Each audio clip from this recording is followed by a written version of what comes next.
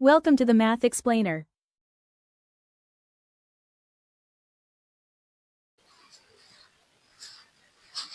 Hello student, so welcome back to my another video.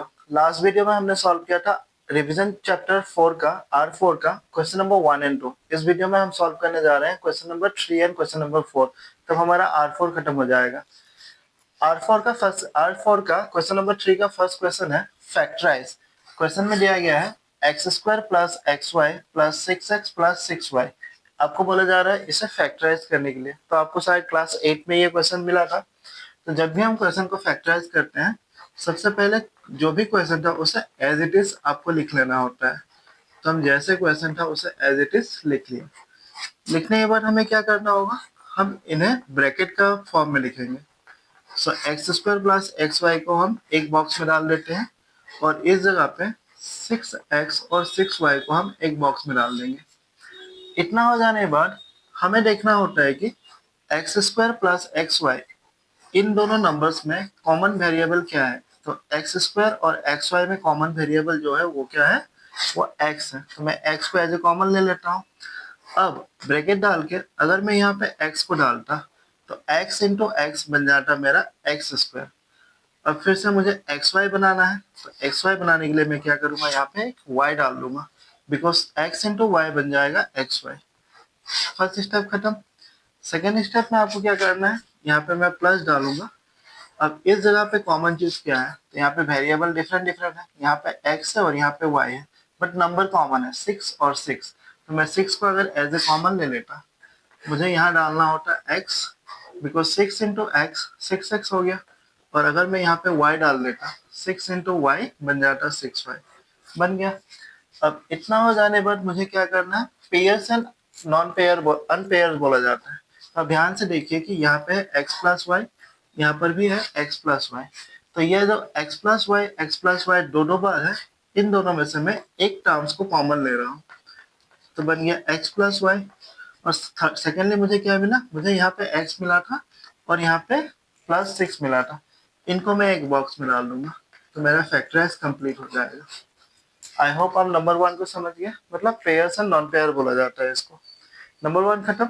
Number 2 को solve करते हैं। आप इतना नोट कर लो।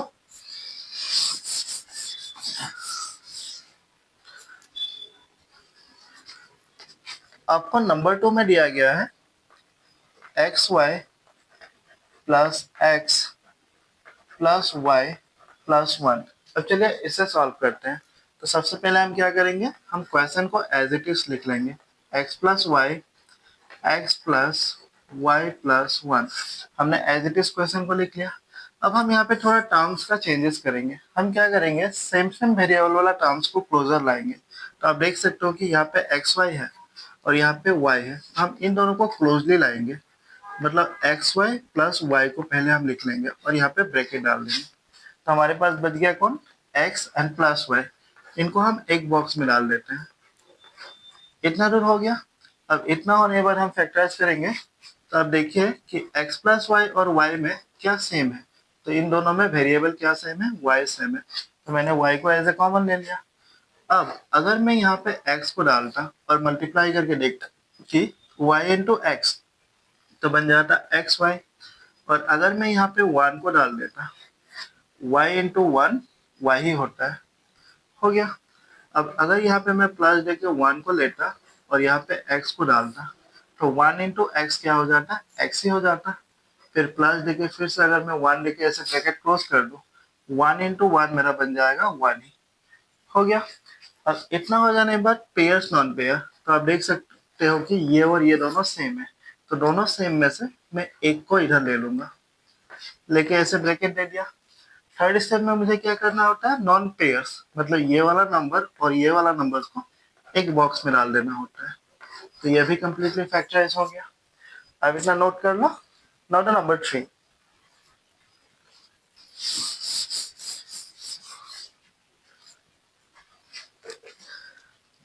आपका जो नंबर 3 क्वेश्चन है उसमें दिया गया है 24 x square y plus 12 x square minus 12 x y minus 6 x. सबसे पहले हम क्या करेंगे, इस क्वेश्चन में हम क्वेश्चन को एज इट इज लिख लेंगे। हमारा क्वेश्चन था 24x² plus 12x² minus 12xy minus 6x। हमने एज इट इज लिख लिया। अब हम क्या करेंगे, बॉक्स बनाएंगे, दोनों नंबर्स को सेपरेट करेंगे। तो 24x² प्लस 12x², इनको हमने एक साइड पे दे दिया, मतलब एक बॉक्स में दे दिया। अब इन दोनों नंबर्स को हम एक बॉक्स में डालेंगे। तो इधर है माइनस 12xy माइनस 6x, इनको हमने एक बॉक्स में डाल दिया। हमने क्या किया, दो चार चार टर्म्स का दो दो करके सेपरेट कर लिया। अब आप ध्यान से सोचिए कि 24 और 12 किसका टेबल में आता है। तो हमें मालूम है 24 और 12 6 का टेबल में आता है। और दोनों टर्म्स में वेरिएबल कॉमन क्या है, इसमें x है, यहाँ पर भी x है। तो मैं x को अगर एज ए कॉमन लिया तो मुझे यहाँ डालना होगा सबसे पहले 4, बिकॉज 6 4 से क्या होता है, 24 होता है। अब मैं क्या करूंगा, अगर मैं यहाँ पे एक x डाल देता तो 6 4 जा 24 होता है, बट x और x मिलके क्या बन जाता है, ये x² बन जाता। नेक्स्ट कौन बचा, y, तो मैं यहाँ पे y को लिख दूंगा। आई थिंक ये खत्म। अब इतना होने के बाद फिर से मुझे सोचना होगा कि 6 हाउ मच जा 12। तो अगर मैं यहाँ पे जस्ट 2 को डालता तो 6 2 जा 12 बन गया। x² के लिए क्या करना पड़ेगा, मुझे एक x डालना होगा। तो ये टर्म फैक्टराइज, ये पूरा लाइन फैक्टराइज हो गया। फिर से देखिए 6 4 जा 24 x² y रह गया, 6 2 जा 12 x एंड x बन गया x²। तो फर्स्ट टर्म का फैक्टराइज हो गया। इस साइड में फैक्टराइज करने के लिए यहाँ पे एक माइनस है, देखिए, तो आप माइनस को ले लीजिए। अगर मैं यहाँ पे 3 को लेता और मैं यहाँ अगर 4 को डाल देता तो 3 4 जा बन गया 12। मुझे क्या लिखना है, एक्स वाई को लिखना है, बन गया ये। अगर मैं यहाँ पे प्लस देके 2 को डाल देता तो माइनस से प्लस से बन जाता है माइनस, और 3 2 जा बन गया 6, साथ में मुझे डाल देना होगा x. So I think completely break. अब आप देख सकते हो कि ये वाला और ये वाला दोनों टर्म सेम है, तो मैं दोनों में से कॉमन लूंगा। सो 4xy प्लस 2x, इसे ले लिया। और नॉन पेयर कौन था, ये और ये नॉन पेयर था, इनको मिला के एक बॉक्स में डाल दूंगा। क्लियर, ये भी फैक्टराइज हो गया। क्वेश्चन नंबर 3 सॉल्व हो गया। नाउ द लास्ट क्वेश्चन, अब इतना नोट कर लो।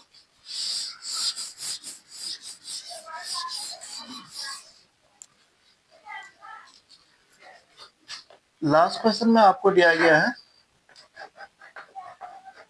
z minus 7 plus 7xy minus xyz। सो ये इंपॉर्टेंट है, ये आता है एग्जाम में।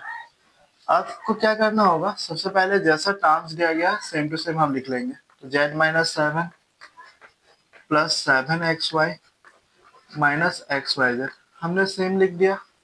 लिखने के बाद हम क्या करेंगे, हम सेम वेरिएबल को क्लोजर लाएंगे। तो आप देख सकते हो कि यहाँ पे z है और इस टर्म में भी z है, तो इन दोनों को हम क्लोज लाएंगे।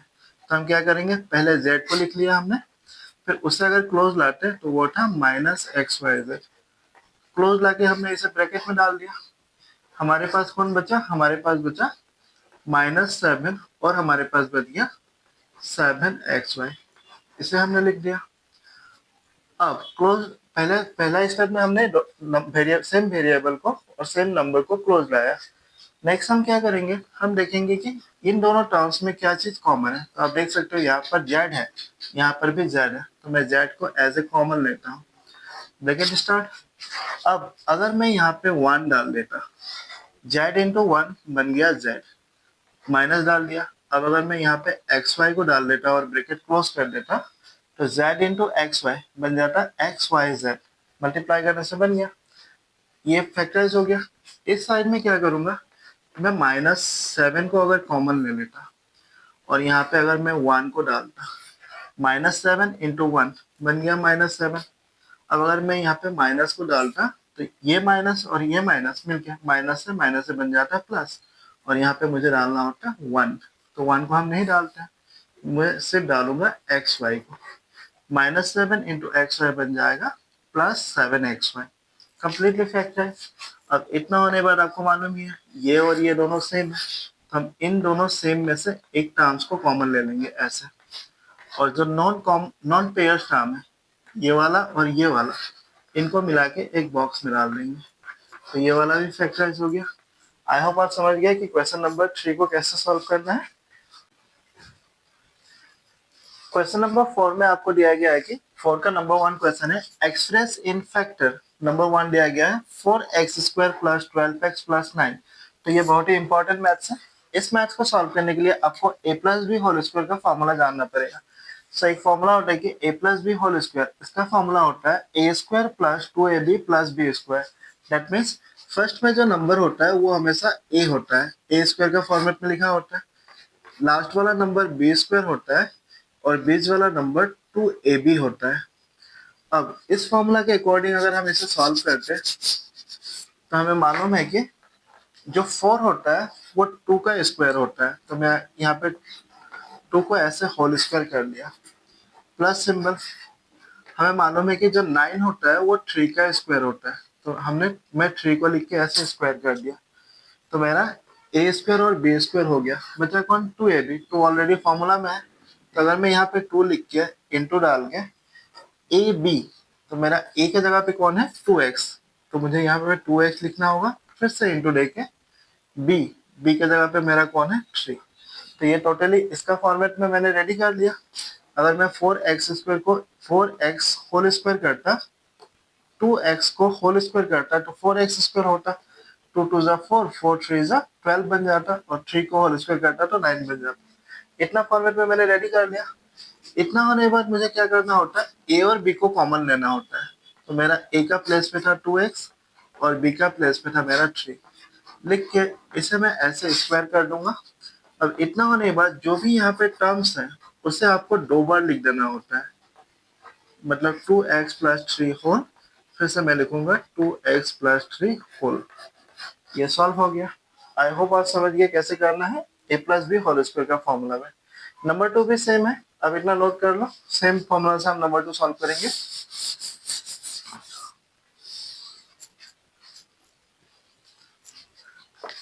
नंबर 2 में आपको दिया गया है 25m square plus 30mn plus 30m plus 9। अब इसे कैसे सॉल्व करेंगे? इसी फॉर्मूला में हम सॉल्व करेंगे। मैंने बोला था कि फर्स्ट वाला ए का फॉर्मेट में लिखा होता है और लास्ट वाला बी का फॉर्मेट में लिखा होता है। तो 25 किसका स्क्वायर होता है? हमें मालूम है कि 25 किसका स्क्वायर होता है? 5 का, और साथ में वेरिएबल है m। तो हम लिखेंगे 5 होल स्क्वायर प्लस, फिर हम लास्ट में आ जाएंगे। हमें मालूम है 9 किसका स्क्वायर होता है? 3 का। तो हम यहाँ पे 3 को भी होल स्क्वायर कर लेंगे। तो ए स्क्वायर बी स्क्वायर हो गया। बचा कौन हमारा? 2ab। तो हम यहाँ पे लिखेंगे 2 इंटू ए बी, मतलब ए का प्लेस पे जो था, तो ए का प्लेस पे 5m था और बी का प्लेस पे कौन है? 3। हमने लिख लिया। इतना होने के बाद हमें फर्स्ट मतलब ए को और लास्ट बी को कॉमन लेना है। कॉमन लेके ऐसे स्क्वायर डाल देना है। अब इतना हो जाने के बाद यहाँ पर जो भी टर्म्स है उसे आपको 2 बार लिख देना है। तो हम लिखेंगे 5m प्लस 3 होल, फिर से और एक बार हम लिखेंगे 5m प्लस 3 होल। नंबर 2 भी सॉल्व हो गया। आई होप आप समझ गए कैसे सॉल्व करना है। नंबर 3 को सॉल्व करते हैं।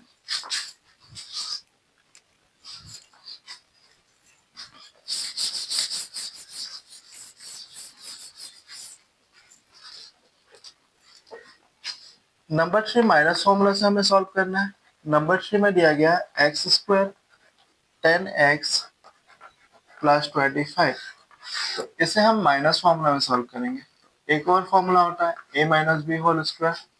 इसका फॉर्मूला होता है a square minus 2ab plus b square. इस फॉर्मूला से हम सॉल्व करेंगे। तो कैसे? फर्स्ट वाला a है, लास्ट वाला b है। तो एक्स स्क्वायर कब होगा? जब हम x को ऐसे स्क्वायरिंग करेंगे तब एक्स स्क्वायर होगा। फिर प्लस डाल के हमें मालूम है 25 किसका स्क्वायर होता है? 5 का। तो हम यहाँ पे 5 को लिख लेंगे। अब यहाँ पे देख रहे हो कि ये -10a लिखा हुआ है, मतलब ये माइनस फॉर्मूला है। तो हम क्या करेंगे? हम लिखेंगे यहाँ पे -2 इंटू ए बी। तो a के जगह पे था x और b के जगह पे था 5। हमने पूरा रेडी कर दिया इसका फॉर्मेट में। अब हम क्या करेंगे, ए और बी को कॉमन लेंगे। तो ए की जगह पे था x और बी की जगह पे था 5, बट ये माइनस फॉर्मूला में है ना, a minus b whole square formula में हो रहा है, तो इसलिए आपको यहाँ पे माइनस डालना होगा, माइनस डाल के स्क्वायर करना होगा। अब आपको क्या करना है, इसी टर्म्स को आपको 2 बार लिखना है। आप एग्जाम में कैसे मालूम करोगे कि ये प्लस वाला फॉर्मूला में है या माइनस वाला फॉर्मूला में है? आप हमेशा मिडिल वाला वैल्यू देखिएगा। अगर मिडिल वाला वैल्यू पॉजिटिव है तो a plus B whole square formula में हो रहा है, और अगर मिडिल वाला वैल्यू माइनस में है तो a minus b whole square formula में हो रहा है। बाकी दोनों का सॉल्व करने का तरीका सेम है। अब नंबर 4 को करते हैं, इतना आप नोट करते जाओ। नंबर 4 भी same a minus b whole square formula में है। नंबर 4 क्वेश्चन है 121 b square minus 88 b c plus 16 c square. अब इसमें भी देख सकते हो आपकी मिडिल वाला जो आंसर है वो क्या में है, माइनस में है, मतलब माइनस फॉर्मूला में हमें सॉल्व करना है। तो हमें मालूम है कि 121 किसका स्क्वायर होता है, 11 का, और वेरिएबल है बी, तो हम लिखेंगे 11 बी होल स्क्वायर।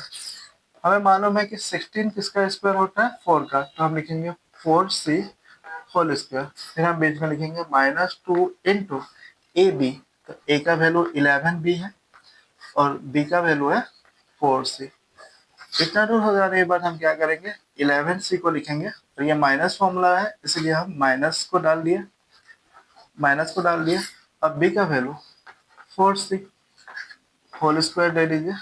अब आपको क्या करना है, इसे 2 बार लिख देना है, 11 बी माइनस 4 सी होल, फिर से हम लिखेंगे 11 b minus 4 c whole. I hope आप समझ गए कि कब a plus B whole square लेना है और कब a माइनस। क्वेश्चन नंबर 5 में आपको दिया गया है कि 9p square minus 16q square. तो चलिए इसे सॉल्व करते हैं। तो इस मैथ को सॉल्व करने के लिए हम यूज करेंगे a square minus b square का आइडेंटिटी को। तो a square minus b square का आइडेंटिटी होता है a plus B whole a minus b whole. आप देख सकते हैं कि मैथ्स पूरा इस फॉर्मेट में लिखा हुआ है। दैट मीन यहाँ पे 9p स्क्वायर है और यहाँ पे 16q स्क्वायर है। तो हम सबसे पहले क्या करेंगे, हमें मालूम है कि 9 किसका स्क्वायर होता है, 3 का। और अगर मैं p को ऐसे लिख लूँ और इन्हें स्क्वायर कर दूं तो ये बन जाएगा 3p स्क्वायर को अगर जब मैं स्क्वायर करूंगा ये बन जाएगा 9p स्क्वायर। अगर मैं 16 को भी सेम वे में लिखूं कि 4q होल स्क्वायर, हमें मालूम है कि 4 का स्क्वायर क्या होता है, 16 होता है। बन गया ये a square minus b square का फॉर्मूला में। नेक्स्ट स्टेप में हमें क्या लिखना है, एक बार मैथ्स को a प्लस बी होल में लिखना है और एक बार मैथ्स को a माइनस बी होल में लिखना है। तो हम क्या करेंगे, हमारा ये a है और ये हमारा b है। तो हम अब क्या करेंगे, हम 3p प्लस 4q होल, एक बार प्लस में लिख दिया, सेकेंड टाइम हम सेम चीज को माइनस में लिखेंगे। आई होप आप समझ गए कैसे करना है। तो इस मैथ को हमने ए स्क्वायर माइनस बी स्क्वायर का आइडेंटिटी से सॉल्व किया। चलिए नंबर 5 को सॉल्व करते हैं। 5 में आपको दिया गया है, ओ 5 हो गया, नंबर 6 को सॉल्व करते हैं। और नंबर 6 इंपॉर्टेंट है, हाँ नंबर 6 ज्यादा आता है एग्जाम में। नंबर 6 में दिया गया है l plus M whole square minus, फिर से यहाँ पे दिया गया l minus m whole square. अब देखिए इसे कैसे सॉल्व करते हैं। तो इसे सॉल्व करने के लिए हम दो फॉर्मूला का यूज करेंगे। सबसे पहले a plus B whole square का, हमें मालूम है कि इसका फॉर्मूला होता है, a plus B whole square का फॉर्मूला होता है a square plus 2ab plus b square. और सेकेंड फॉर्मूला हम यूज करेंगे a minus b whole square को। हमें इसका भी फॉर्मूला मालूम है कि फॉर्मूला होता है a square minus 2ab plus b square. अब यहाँ पे जो l plus M whole square है इसे हम करेंगे प्लस वाला फॉर्मूला लेके, और l माइनस एम जो लिखा हुआ है उसे हम सॉल्व करेंगे माइनस वाला फॉर्मूला लेके। और इसमें जो l है वो हमारा a है और जो m है वो b है। फिर इसमें l हमारा a है और m हमारा b है। तो इससे अगर मैं a plus B whole square formula में ब्रेक करूँ तो फॉर्मूला के अकॉर्डिंग ये बन जाएगा a स्क्वायर मतलब l स्क्वायर फिर 2 इंटू एल एम, तो ये बन गया 2ab। और अगर यहाँ पे मुझे लिखना होगा एम स्क्वायर। तो आप देख रहे हैं को इस L plus M whole square को मैंने किस फॉर्मूला में ब्रेक किया, A plus B whole square formula में ब्रेक कर दिया। अब यहाँ पे एक माइनस सिंबल है, तो माइनस सिंबल को मैं एज इट इज दे दूंगा। इतना मैं रफ कर रहा हूँ। अब इसे सॉल्व करने के लिए मैं कौन सा फॉर्मूला लूंगा, माइनस वाला। तो माइनस फॉर्मूला में सॉल्व करने से पहले आप यहाँ पे एक ब्रैकेट डाल दीजिए ऐसे, फिर से सॉल्व कीजिए। ए स्क्वायर मतलब l square minus 2 into l m plus b square मतलब एम स्क्वायर, ब्रैकेट क्लोज। तो एक को हमने प्लस फॉर्मूला में अरेंज कर लिया, सेकेंड वाले को हमने माइनस फॉर्मूला में अरेंज कर लिया। अब इतना होने पर हम क्या करेंगे, हम इनको ब्रेक करेंगे। तो एल का स्क्वायर होता है l square, two l m को हम ऐसा लिख सकते हैं टू एल एम, और इस जगह पे एम स्क्वायर तो मैं लिखूंगा एम स्क्वायर। इतना हो गया। इतना होने के बाद माइनस डाल दिया।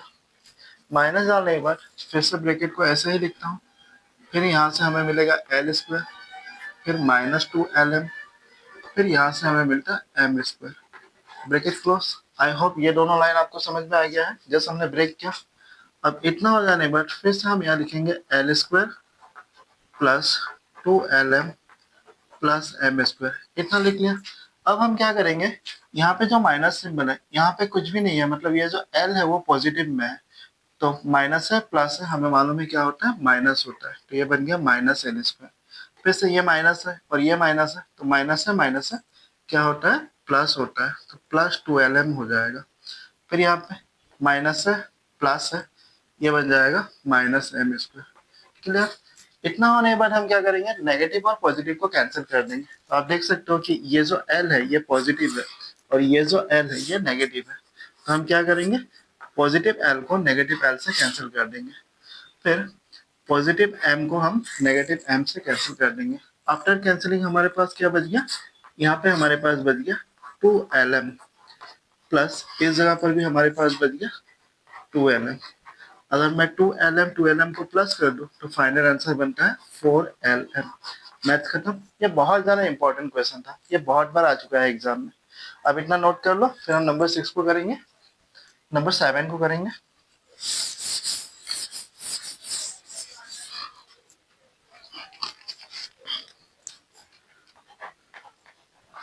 नंबर 7 में आपको दिया गया x square minus 13x minus 30।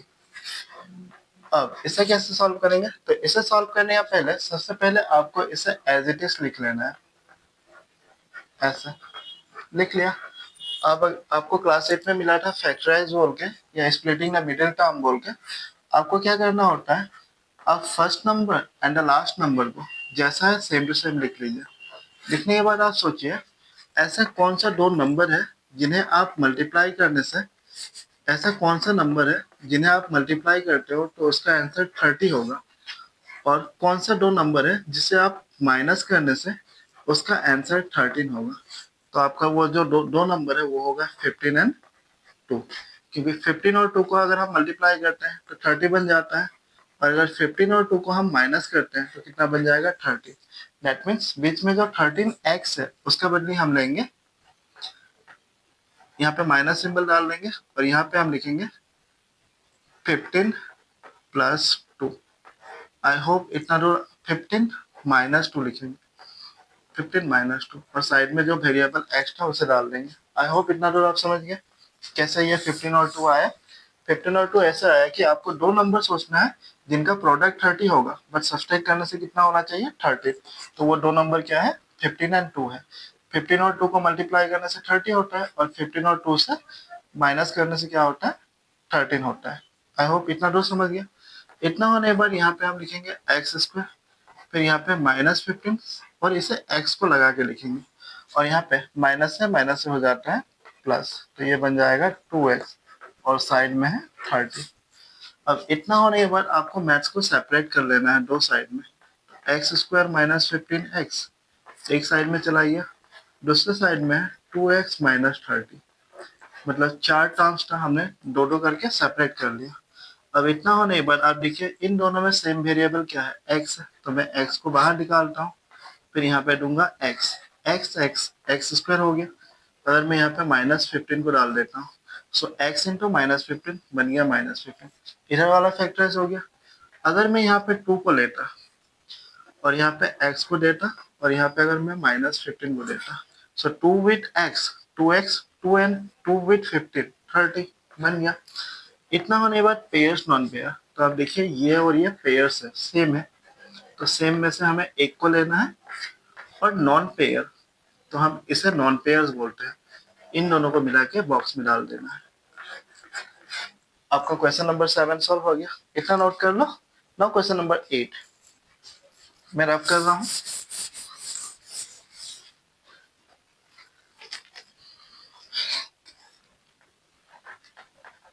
Number 8 में आपको दिया गया है y² माइनस 5y माइनस 36। तो इसे भी हम सेम वे में करेंगे। पहले जो क्वेश्चन है उसे एज इट इज लिख लेंगे, y² माइनस 5y माइनस 36। लिखने के बाद हम क्या करेंगे, हम फर्स्ट एंड लास्ट टर्म को सेम लिखेंगे, फर्स्ट एंड लास्ट जैसा था बिल्कुल डिट्टो सेम लिखेंगे। अब हम सोचेंगे कि ऐसा कौन सा दो नंबर है जिन्हें हम मल्टीप्लाई करते हैं तो रिजल्ट प्रोडक्ट 36 आना चाहिए, और अगर हम माइनस करते हैं तो उसका रिजल्ट कितना आना चाहिए, बीच वाला नंबर मतलब 5 आना चाहिए। तो आप देखिए 9 4 जा कितना होता है, 9 4 जा 36 होता है। वही अगर मैं 9 से 4 को माइनस कर दूं तो कितना बचता है 5, मतलब बीच ये माइनस सिंबल जैसा था वैसा रहेगा, और बीच में मुझे लेना होगा 9 माइनस 4। आई होप आप समझ गए कैसा 9 माइनस 4 आया, और वेरिएबल क्या था उसके साथ y, तो y को डाल दिया। इतना आप नोट करते जाओ। अब इतना होने के बाद हम क्या लिखेंगे, हम लिखेंगे y² माइनस 9 और y को लगा के, और इस जगह पे माइनस से बन जाएगा प्लस, साइड में है 36।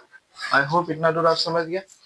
और इतना होने के बाद हम क्या करेंगे, इनको सेपरेट कर लेंगे, तो y² माइनस 9y एक साइड में चला गया, और 4y माइनस 36 ये एक साइड में चला गया। अब इतना होने के बाद इन दोनों में सेम वेरिएबल क्या था y, तो y को बाहर ले लिया। अब अगर मैं यहाँ पे y डालता हूँ, y इंटू वाई y², अगर मैं यहाँ पे 9 डालता हूँ y इंटू 9 9y, पहला वाला फैक्टराइज हो गया।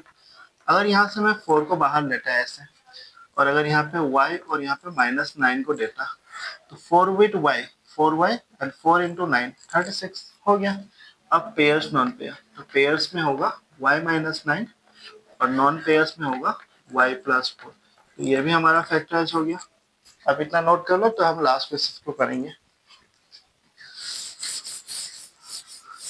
Now the last question number 10 में आपको दिया गया है 3x to the power 6 minus 6x square y minus 45 x square y square। सो ये भी बहुत ज्यादा इंपॉर्टेंट क्वेश्चन है।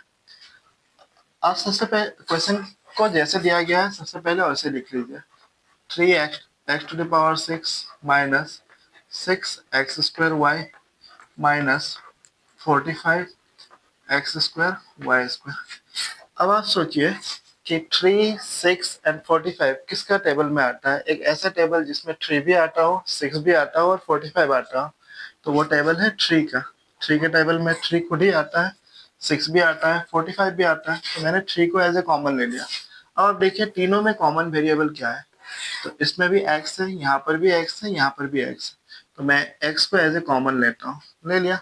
अगर मैं x का पावर 2 यहाँ पे लेता, फिर यहाँ से ब्रैकेट अगर डाल लेता, और अगर मैं यहाँ पे x टू द पावर 4 को लिखता, दैट मीन्स क्या, यहाँ पे कुछ नहीं है मतलब 1 है, 3 1 जा 3 हो गया, और x² और x to the power 4 multiply होने से क्या बन जाएगा, 3x टू द पावर 6, पहला वाला हो गया। फिर अगर यहाँ पे मैं माइनस डाल के 2 को डालता, दैट मीन्स 3 2 जा 6 हो गया। अब अगर जस्ट यहाँ पे मैं y को डाल देता, that means 3x² into 2y बन जाएगा 6x² y, खत्म। अब लास्ट वाले के लिए हमें जानना पड़ेगा कि 3 हाउ मच जा 45, तो हमें मालूम है कि 3 15 जा कितना होता है 45, हो गया। इधर x² है, यहाँ पर भी x² है, तो x² लिखने की जरूरत नहीं है, बस क्या लिखना है हमें, y²। तो चलिए ये भी हमारा फैक्टराइज हो गया। आई होप R4 का सारा सोल्यूशन आपको समझ में आ गया हो। R5 के लिए आप मेरा नेक्स्ट वीडियो देखिए। Thank you for watching the video.